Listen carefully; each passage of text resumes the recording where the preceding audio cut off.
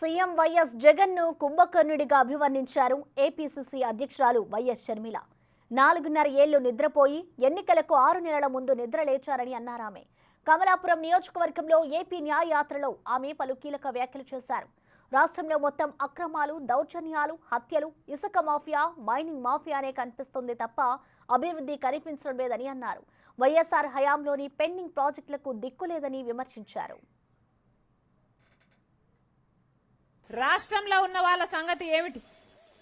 ఎక్కడ చూసినా ఇందాక అన్నట్టు ఈ చంద్రబాబు అన్నట్టు ఎక్కడ చూసినా ఒట్టుగా తయారు చేశాడు. ఆయన కడపకు వచ్చినప్పుడల్లా శంకుస్థాపన చేస్తాడు, వెళ్లిపోతాడు. మళ్లీ వస్తాడు, మళ్లీ శంకుస్థాపన, భూమి పూజ చేస్తారు, వెళ్లిపోతారు. ఆఖరికి అది శంకుస్థాపనలు, భూమి పూజ వేసే ప్రాజెక్టుగా తయారైంది. కుంభకర్ణుడైనా 6 నెలలు నిద్రపోతాడు, 6 నెలలు పనిచేస్తాడు. జగన్మోహన్ రెడ్డి గారు అయితే 4.5 సంవత్సరాలు నిద్రపోయారు. ఆఖరున ఇప్పుడు నిద్రలేశారు.